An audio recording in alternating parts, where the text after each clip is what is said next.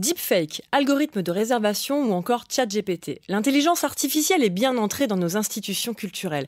Opportunités, risques et enjeux éthiques de l'IA au musée, c'est le sujet du jour de Sans réserve, le podcast du Quai des Savoirs.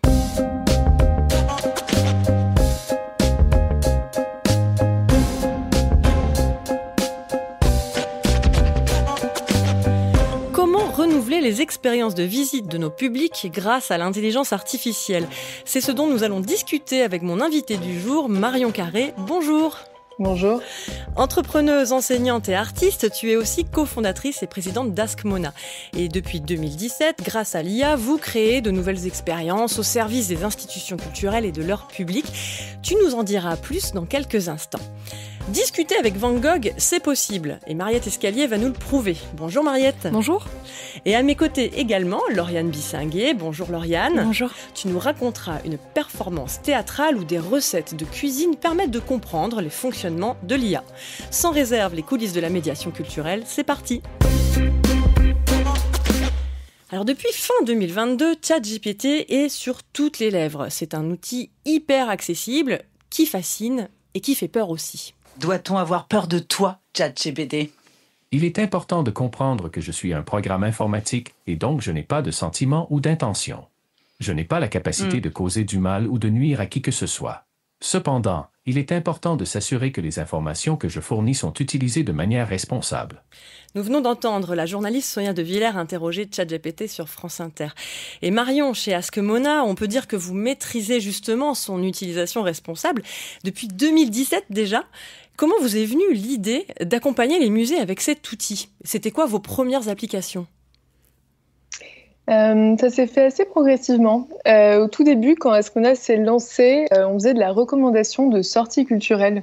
En utilisant l'intelligence artificielle, on a commencé par créer un chatbot qui s'appelait AskMona, comme demande à la Joconde, où on pouvait du coup poser des questions en demandant par exemple une exposition à faire avec mes enfants ce week-end à tel endroit et avoir des recommandations. Donc on a commencé comme ça au tout début et ensuite de fil en aiguille, il y a des institutions culturelles qui ont commencé à me dire « Ah mais moi j'aimerais bien avoir mon propre AskMona, mon propre assistant pour répondre aux questions que peuvent se poser mes publics ».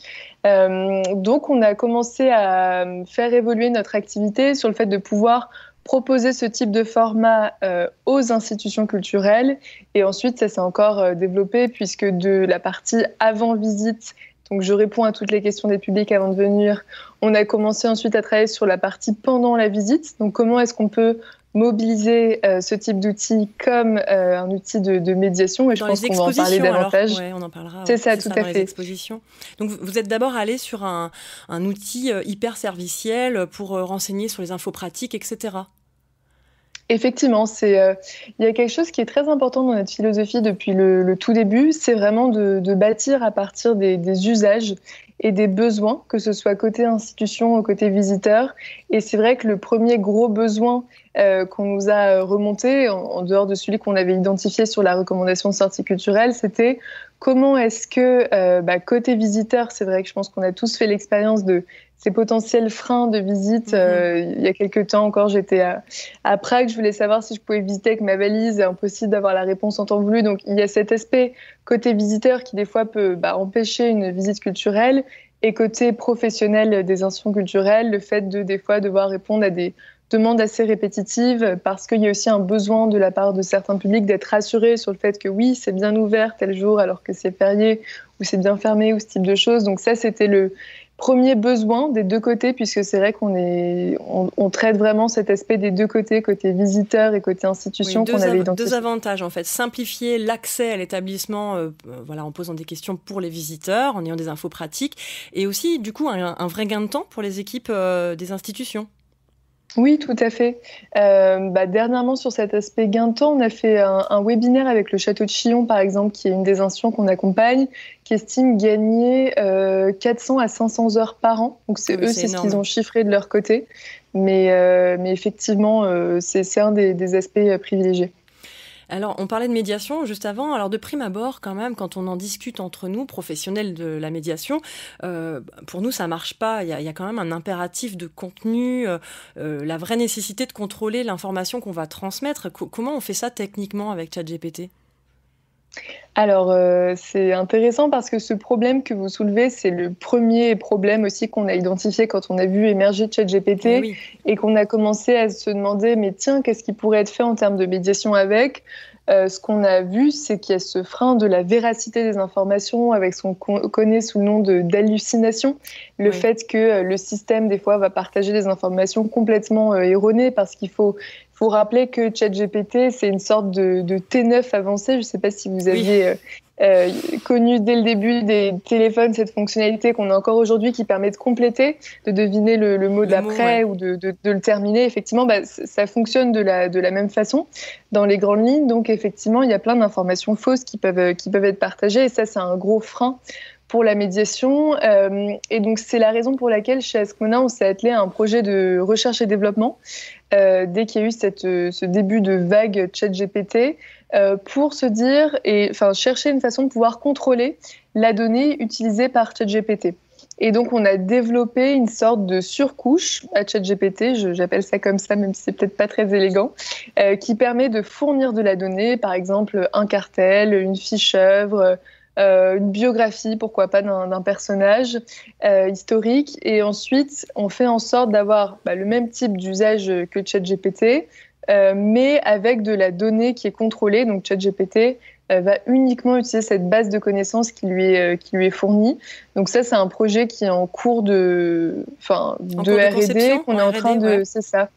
On a fait pas mal de démos à des institutions qui nous ont fait des très bons retours. Là, on est en train de l'expérimenter aussi in situ. Donc, c'est quelque chose en cours parce encore une fois, sur la question des usages des publics, on a vu qu'il y avait un véritable engouement. Les chiffres d'utilisation de ChatGPT le montrent. C'est un des taux d'adoption les plus rapides par rapport à pas mal d'autres services numériques ou solutions numériques qui existaient auparavant. Donc, il y a, je pense, une véritable appétence pour cet outil, et notamment chez les jeunes publics aussi, qui constituent une part importante des utilisateurs de ChatGPT. Mais pour autant, ce frein de la véracité est un véritable verrou qu'on essaie de débloquer avec ce projet de recherche et développement chez Askmona. Et les jeunes publics, du coup, tu parles de quel âge ? Quand je parle des jeunes publics, alors il y a une limite d'utilisation de ChatGPT, on n'est pas censé l'utiliser avant l'âge de 13 ans. Ouais. Et sur les chiffres d'usage, il me semble que c'est les 18-24 ans qui sont particulièrement représentés parmi les utilisateurs de ChatGPT. Et du coup, ce que vous imaginez dans l'usage de ChatGPT dans les expositions, comme ça, avec des contenus du coup qui seraient maîtrisés par les équipes de conception, hein, donc j'ai l'impression qu'on est un peu sur le même fonctionnement qu'une équipe muséo ou une équipe de médiation qui conçoit des contenus qu'aujourd'hui on va retrouver dans des vidéos ou dans des cartels, etc. Là, la différence, c'est qu'on nourrirait en fait ChatGPT, c'est ça, et que par contre, les publics converseraient avec ChatGPT dans l'exposition, qui répondrait en fonction des questions posées. C'est ça. Alors, ce serait une application type ChatGPT, ce serait pas ChatGPT, ce serait une autre interface aux couleurs du musée, etc. Mais sur le cas d'usage, c'est celui-ci, c'est-à-dire qu'on nourrit une base de connaissances et ensuite le système utilise uniquement la base de connaissances pour répondre. Et sachant que cet aspect base de connaissances, il peut aussi être intéressant pour recycler pas mal de contenus, parce que souvent il y a beaucoup de contenus qui sont produits sur des heures ou sur des thématiques, etc. et plein de formats très différents. Et ce format-là, il peut aussi permettre de recycler pas mal de choses qui ont été faites pour les faire vivre sous une nouvelle forme. Et qu'est-ce que vous imaginez comme type de système pour utiliser ça dans les expositions ? Plutôt des systèmes embarqués, enfin des systèmes intégrés, dans l'expo, ou plutôt les publics qui utilisent leur propre téléphone, par exemple ?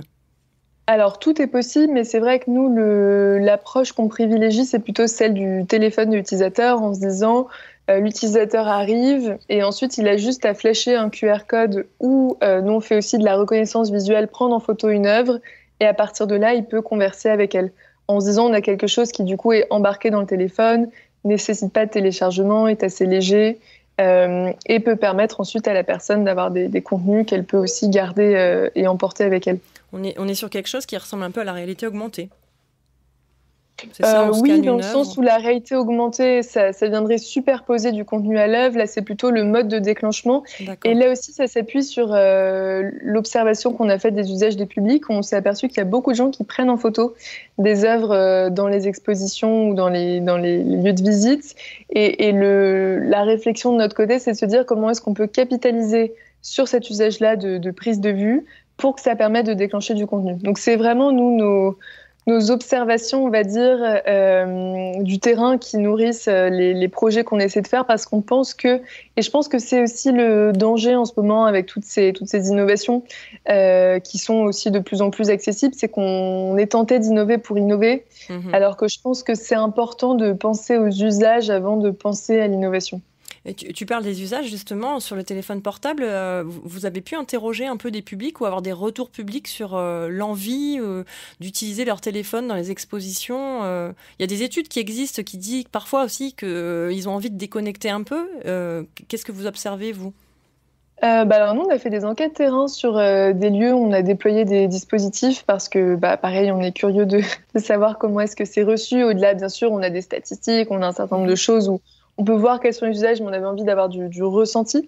Il y a aussi des lieux dans lesquels on a déployé ces dispositifs qui ont fait des études des publics. Quels lieux, tu peux nous en parler ? Qui mentionnaient, par exemple, dans des lieux où on a déployé la médiation, on l'a déployé au Centre Pompidou.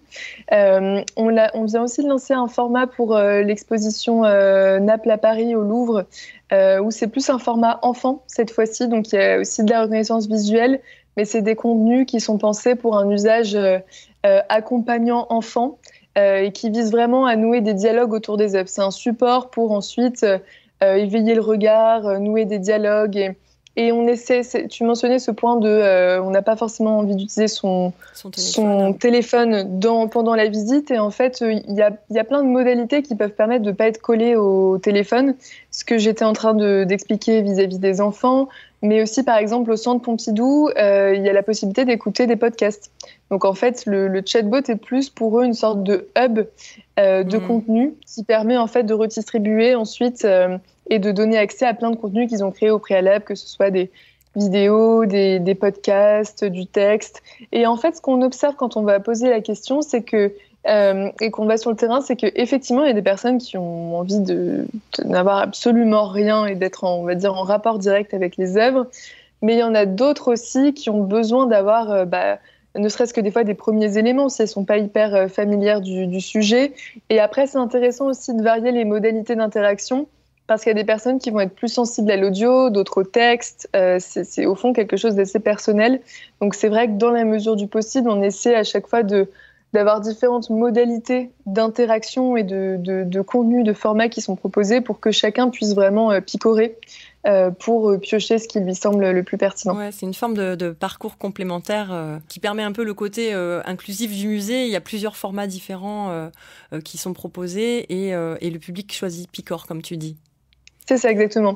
Et on fait aussi en sorte de travailler sur le découpage des contenus pour faire en sorte que chacun puisse creuser en fonction de la profondeur d'information dont il a envie, et puisse aussi avoir un parcours qui soit très modulaire, c'est-à-dire que c'est rarement, alors sauf si on fait vraiment des choses qui se rapprochent de l'escape game ou des choses comme ça, mais c'est rarement d'un point A à un point Z, sauf si bien sûr le parcours nécessite de passer par tel et tel point, mais sur la médiation, on fait en sorte que ce soit assez libre, c'est-à-dire que si une œuvre m'interpelle et que j'ai envie d'en savoir plus, je vais l'utiliser. Il y a peut-être d'autres œuvres où je ne vais pas le faire et c'est tout à fait OK. Alors, on parle beaucoup des publics, mais du côté des professionnels de la culture, il me semble qu'ils doivent être préparés à cette révolution technologique, si je puis dire, parce qu'aujourd'hui, il y a un vrai enjeu de formation, il me semble, à la fois sur comment ça fonctionne, comment on fait, et puis la question des risques aussi, la gestion des données, etc. Il existe des formations aujourd'hui, il y a des choses qui existent là pour les professionnels ?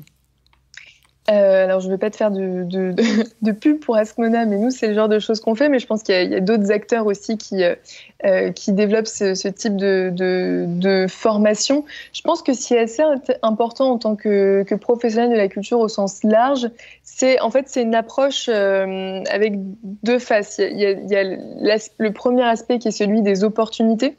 Donc, essayer de voir dans son métier, avec les usages qui sont les nôtres, qu'est-ce qui est possible de faire.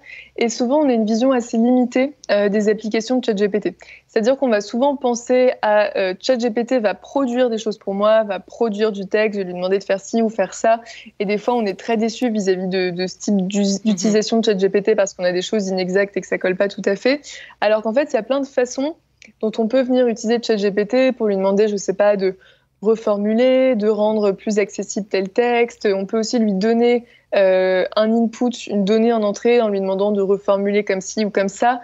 On peut aussi lui demander de nous faire réfléchir à des choses. Par exemple, lui dire je prévois la réouverture d'un musée, pose-moi des questions sur les éléments auxquels je devrais penser ou aide-moi à réfléchir à ma stratégie là-dessus. Enfin, il y a plein d'autres usages et d'applications auxquels on ne pense pas forcément et qui sont assez intéressants, mais plutôt comme un assistant à la réflexion ou un assistant à la conception, où vraiment, enfin, il y a cette approche complémentaire qui est indispensable.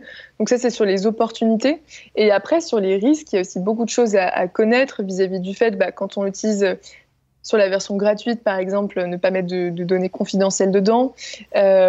Savoir aussi être sensibilisé à toutes ces questions de droit, enfin, et savoir aussi ce que ça fait et ce que ça ne fait pas. Si par exemple, je voudrais déployer ChatGPT dans mon musée pour faire de la médiation, peut-être que mon expo est sur un sujet très très connu, type l'impressionnisme, mais pour ce qu'on disait avant, il peut y avoir des inexactitudes. Donc c'est vraiment important, je pense, d'avoir une vision la plus équilibrée possible vis-à-vis des opportunités et des menaces de ChatGPT. Parce que c'est vrai que souvent, je trouve qu'on a une vision assez polarisée. Il y a des personnes qui vont trouver ça formidable et l'utiliser sans aucune réserve, alors qu'effectivement, il y a des points de vigilance à avoir.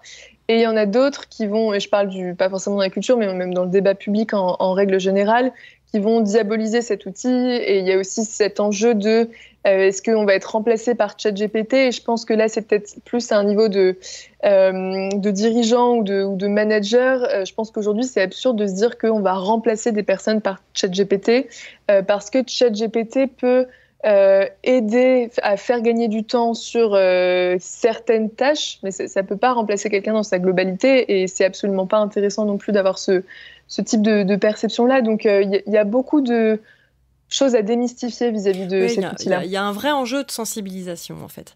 Et pour mieux comprendre l'intelligence artificielle, l'art peut aussi être un bel outil. Écoutons Lauriane et son zoom sur Écosciences.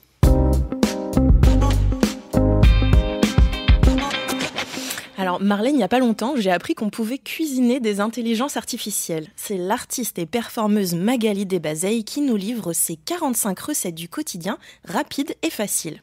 Grâce à son spectacle qui mêle science et art vivant, l'artiste raconte comment différentes IA sont constituées, à partir de quelles données et pour quels objectifs. Et alors concrètement, comment on cuisine une IA ? Alors en fait, sur scène, il y a une sorte d'escabeau cuisine avec sur chaque étage plusieurs ustensiles et ingrédients et l'artiste va littéralement cuisiner des plats en direct. Par exemple, pour expliquer le fonctionnement d'une IA de traduction automatique, on la voit préparer un fondant au chocolat. Et pendant une demi-heure, elle va cuisiner un repas digne des plus grands chefs. Écoutons le menu. Alors, pour aujourd'hui, nous avons en apéritif une application de location courte durée, en entrée, un algorithme façon grand-mère, en plat principal, une application de rencontre, et en guise de dessert, une IA de traduction automatique avec quelques coquilles.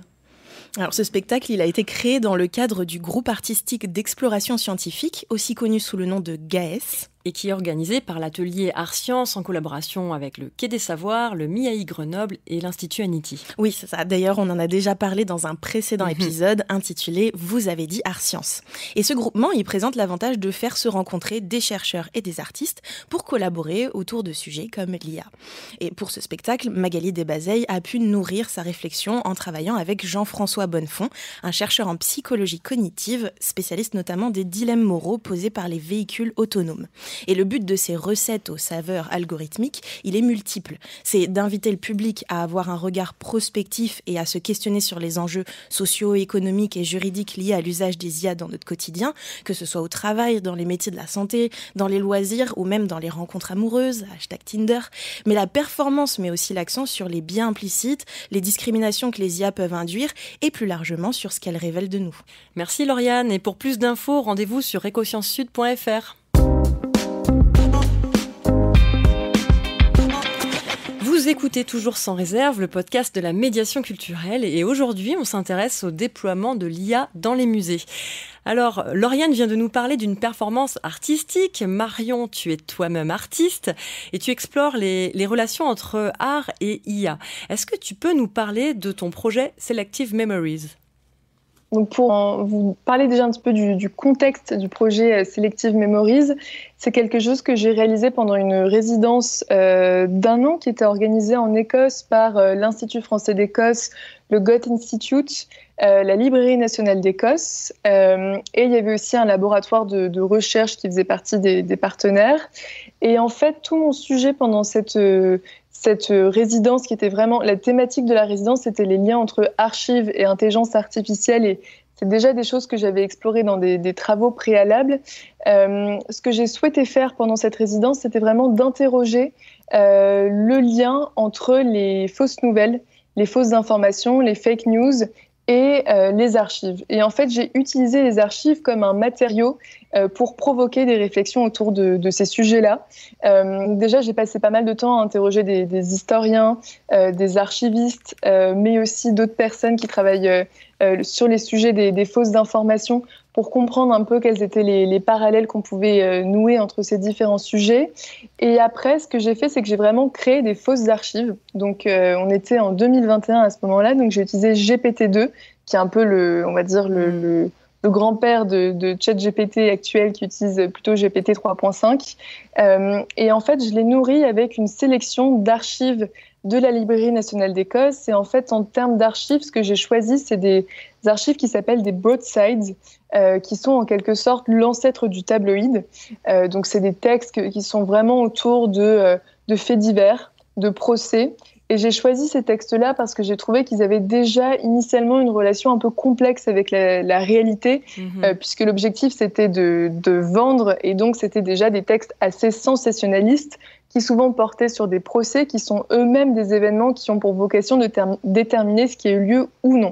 Donc déjà, ces documents avaient un rapport un peu vertigineux au réel.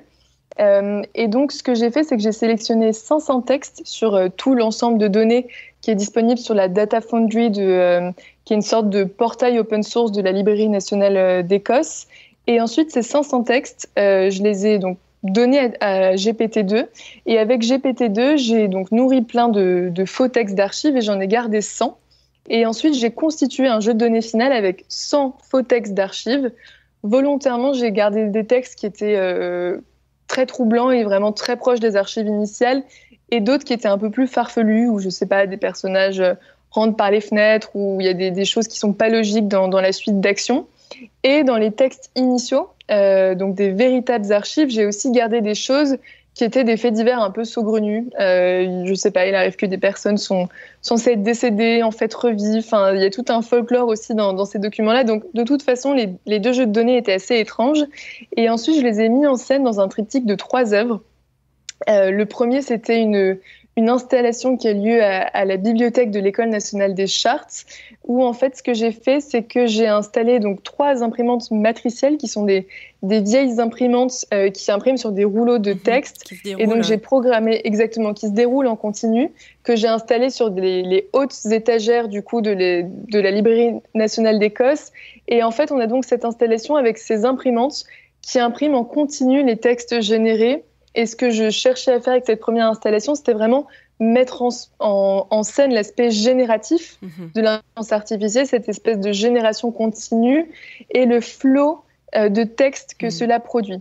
La façon dont ça vient du coup questionner avec ce que j'avais fait pour ces travaux-là, la finitude de l'archive, qui est en quelque sorte en permanence régénérée par ces textes-là, et en même temps mettre en exergue une problématique que beaucoup d'historiens et d'archivistes m'ont confiée, qui est vraiment cette croissance exponentielle des archives à l'heure du numérique, qui pose des questions assez importantes sur comment les sélectionner, comment les garder, comment éviter les tris aussi assez brutaux là-dedans, et la façon dont la forme plurielle et numérique des archives vient questionner et aussi les possibilités vis-à-vis du fait de les conserver. Donc ça, c'était la première œuvre. La deuxième œuvre, c'était une plateforme en ligne où il y avait juste une question. Souhaitez-vous conserver ce document ? Il y avait un document, donc aléatoirement une vraie ou une fausse archive, et ensuite un bouton archiver en vert et un bouton détruire en rouge. C'était qui les publics qui répondaient à ça ? C'était qui ? Je l'ai partagé sur les réseaux sociaux, D'accord. Les partenaires de la résidence aussi, donc c'est vraiment un public assez large qui a participé. Ce dont je me suis aperçue, c'est qu'il y a beaucoup de véritables textes qui ont été détruits Exactement, et de faux textes d'archives qui ont été archivés. Donc les frontières entre vrai et faux étaient définitivement brouillées. Et en fait, donc moi, cette plateforme, c'était le versant exploration artistique, mais avec un des partenaires de la résidence qui était donc, deux chercheuses. Elles ont utilisé ces mêmes textes pour publier une étude scientifique qui a montré qu'effectivement, les personnes étaient incapables de distinguer les textes générés des vrais, mais qu'il y avait aussi des biais à l'encontre des textes qui étaient générés avec une intelligence artificielle. C'est-à-dire que dès que les gens le savaient, ils étaient très méfiants, ça modifiait totalement leur perception. Revenons à Ask Mona, ça fait 6 ans que vous exploitez justement ChatGPT en contexte muséal. Est-ce que vous pouvez faire un bilan sur l'impact, sur les pratiques de visite, les profils de visiteurs, etc. Est-ce que ça participe à une démocratisation culturelle ? Est-ce que ça fait venir des personnes qui venaient pas forcément au musée, d'avoir accès comme ça à ces outils, notamment sur le avant-visite ?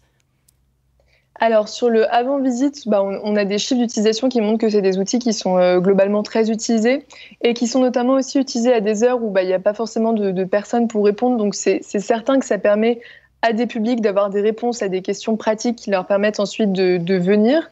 Donc ça, c'est quelque chose qui, au niveau des chiffres d'utilisation, on voit que c'est vraiment utilisé. Après, sur la partie pendant la visite, c'est un peu une question où nous, on pourra jamais savoir si une personne est venue précisément parce qu'il y avait cet outil dans le musée. Par contre, ce qu'on sait, c'est qu'on vient vraiment aider à donner les premières marches et des éléments pour des personnes qui seraient pas forcément familiarisées ou qui auraient envie de pas avoir d'avoir une approche aussi un peu différente des contenus. Par exemple, on a aussi travaillé avec des institutions auxquelles on ne pense pas forcément pour de la médiation, mais avec le Théâtre du Châtelet, on a fait tout un escape game pour faire redécouvrir le patrimoine. Donc, il y a plein de lieux qu'on aide aussi à renouveler un peu l'approche et les contenus qu'ils proposent pour la découverte du lieu. Donc ça, c'est des choses qu'on propose. On pense que ça participe aussi du fait de renouveler les publics sur des chiffres d'utilisation ou des enquêtes terrain qui ont pu être faites. On a vu que c'était utilisé par des jeunes, mais aussi par des personnes pas forcément plus jeunes, contrairement à ce qu'on pourrait penser. C'est pas qu'un outil pour les jeunes publics. Donc ça, c'est ce qu'on a pu constater. Et du côté des musées, on se pose quand même une question. On a cette sensation d'être peut-être pris entre deux étaux, avec d'un côté une révolution technologique, on va vers ça, on a le numérique, on utilise les outils numériques, et puis d'un autre côté, la question de la sobriété numérique. Qu'est-ce que tu en penses ? Est-ce qu'on est en phase avec l'actualité ? Est-ce que ça colle ? Je pense qu'effectivement, il y a une problématique d'injonction un peu contradictoire sur le fait de se tourner vers des technologies qui parfois sont très énergivores et en même temps vouloir faire preuve de sobriété numérique. À mon sens, ce qui manque, c'est des points de repère plus généralistes pour être en mesure de comparer, en fait. Qu'est-ce qui pollue, dans quelle mesure vis-à-vis des différents supports de médiation et être en mesure, du coup, de pouvoir mettre en perspective et de faire des choix éclairés là-dessus, dans le sens où je pense que c'est important de pouvoir savoir quelle est la consommation de tel ou tel dispositif pour pouvoir se dire peut-être que je vais faire ça et que du coup je vais pas faire tel autre sujet et de mettre tout en balance. Je pense qu'il y a aussi bien la question du papier que la question du numérique, d'essayer d'avoir, je pense, une sorte de vraiment des outils, des éléments de comparaison pour savoir qu'est-ce qui consomme quoi. Et on a principalement parlé de ChatGPT avec toi aujourd'hui. Est-ce que ça se réduit à ça pour toi, l'IA au musée ? Ou, en tout cas, est-ce que du côté de Ask Mona, est-ce que vous avez des perspectives d'aller vers d'autres types d'outils ou pas du tout ? Alors déjà, sur ce qui est ChatGPT et l'intelligence artificielle générative, c'est vrai qu'il y a eu ce gros regain d'intérêt pour l'intelligence artificielle suite à ChatGPT. On parle beaucoup d'intelligence artificielle générative, mais c'est un des types d'intelligence artificielle. Il y a beaucoup d'autres choses qui existent et nous, jusque-là, on utilisait d'autres types d'IA. Et en fait, tout ça, tous ces algorithmes, il faut les voir comme autant de briques et d'outils qu'on peut utiliser ou non. Par exemple, on peut se dire, je vais prendre une brique de reconnaissance visuelle et une brique d'IA générative et je vais m'en servir parce que je vais trouver ça utile pour atteindre tel objectif qui est en lien avec ma stratégie. Donc, c'est vraiment en fait plein de briques qu'on peut assembler ou non. Et c'est vrai que souvent, il y a un peu cet aspect arbre qui cache la forêt avec ChatGPT parce que après, ce qui a vraiment changé la donne, c'est que contrairement à avant, là, on a un outil qui est grand public et donc tout le monde peut faire de l'IA générative consciemment. parce qu'avant, c'était vraiment glissé dans nos quotidiens, mais sans qu'on s'en rende forcément compte. Je sais pas, par exemple, notre GPS pouvait utiliser de l'IA, notre boîte mail aussi, mais on n'était pas hyper conscient qu'on était toujours au contact avec de l'intelligence artificielle. Donc, je pense que c'est ça qui change en termes d'approche. Après, nous, à Askmona, on a vocation à évoluer avec les usages. Donc, il y avait c'est une nouvelle médiation avec de l'IA générative qu'on explore en R&D. On vient aussi de lancer un nouveau format. Donc, je parlais avant de ce qu'on faisait avant la visite, pendant la visite. Et là, on explore l'après aussi en ce moment, où, en fait, on a développé un produit qui est une expérience digitale. En fait, on avait envie de... Comme il y a notamment ces problématiques des fois de financement de l'innovation dans les institutions culturelles et aussi un enjeu de modèle économique autour de tout ça, on a eu envie d'explorer une façon de pouvoir proposer une expérience numérique qui puisse aussi générer des revenus pour les institutions culturelles, en se disant qu'on pouvait peut-être passer par quelque chose qui était acheté par le visiteur, sauf que le visiteur d'institutions culturelles, il va avoir du mal à acheter du numérique avec son aspect, on va dire, immatériel. Donc on s'est dit, on pourrait passer par l'un des objets les plus vendus en boutique. Et donc on s'est arrêté sur le magnète, qui est quelque chose qui est très collectionné, en se disant on pourrait passer par un magnète pour proposer une expérience numérique. Et donc on vient de créer une collection de magnettes de personnages historiques. Donc ça va de Marie-Antoinette à Van Gogh, on parlait de Van Gogh, Rosa Bonheur, enfin il y a tout type de personnages. Et donc on a le magnète du personnage, au dos un QR code, et quand on scanne le QR code, on peut dialoguer avec ce personnage. Et donc là-dessus, on a aussi mis nos travaux de R&D au service de ce projet pour nourrir l'expérience d'une biographie du personnage, pour tout ce qui est lié aux aspects factuels. Mais ensuite, on peut aussi discuter avec lui un peu de la pluie et du beau temps, parce que comme c'est proposé en boutique de musée, on voulait aussi qu'on garde un côté... que ça puisse rester assez, un divertissement en même temps.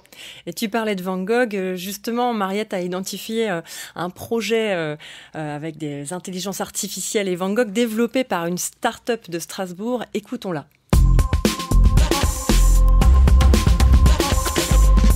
Alors si je vous disais qu'on pouvait désormais avoir une conversation avec Van Gogh, le célébrissime peintre néerlandais, je suis sûre que vous auriez pas mal de questions à lui poser. Eh bien c'est désormais possible grâce à l'expérience Bringing Van Gogh to Life, un projet d'IA générative comportementale développé par la société Jumbomana, en partenariat avec le musée d'Orsay et un historien spécialiste de la vie de l'artiste, Wouter van der Veen. Alors ça me fait penser au musée Salvador Dali qui en Floride avait aussi refait vivre Dali dans une vidéo interactive. Pas faux, oui, mais ce qui est intéressant ici, c'est qu'on est sur une approche de médiation plus interactive et respectueuse, à mon sens en tout cas, que l'expérience de Daddy Lives dont tu parlais, Marlène, et qui jouait elle plus sur l'effet waouh de voir le peintre catalan revenir à la vie grâce à la technologie deepfake, mais dans des vidéos donc préprogrammées. Ici, on n'est pas sur du deepfake, on peut converser avec un Van Gogh reconstitué, mais en 3D.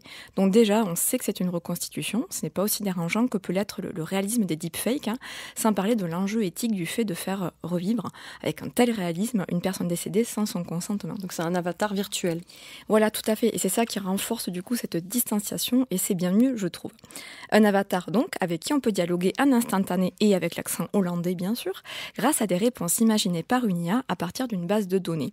Et cette base de données, elle a été alimentée par 1000 lettres tirées de la correspondance du peintre, ainsi qu'avec la collaboration de l'historien expert Wouter van der Veen.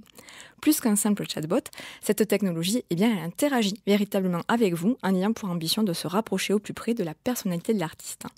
En la recréant à partir de ces données fiables et authentiques, on apprend donc vraiment des choses sur sa vie, son œuvre, tout en ayant une expérience personnalisée grâce à la personnalité et au comportement propre de l'IA.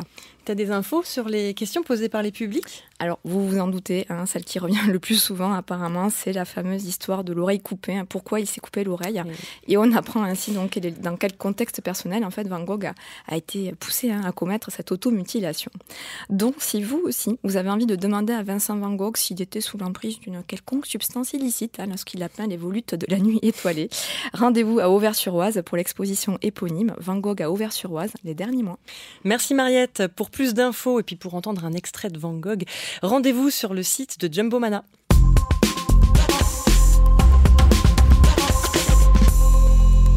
sans réserve, c'est fini pour aujourd'hui. J'espère que ces retours d'expérience et discussions autour de l'intelligence artificielle et des projets d'Ask Mona vous inspireront, vous qui nous écoutez. Un grand merci à mon invité Marion Carré et rendez-vous sur le site web du Quai des Savoirs pour retrouver toutes les références partagées dans cet épisode. N'hésitez pas à nous suivre et à en parler autour de vous. Faites du bruit sans réserve, une émission préparée et présentée par Marlène Stricot avec Mariette Escalier et Lauriane Bissinguet. Merci également à notre partenaire Instant Science, à la prise de son Laurent Codoul, réalisation Arnaud Maisonneuve, une production Quai des Savoirs. Je vous dis à très vite et surtout, restez curieux.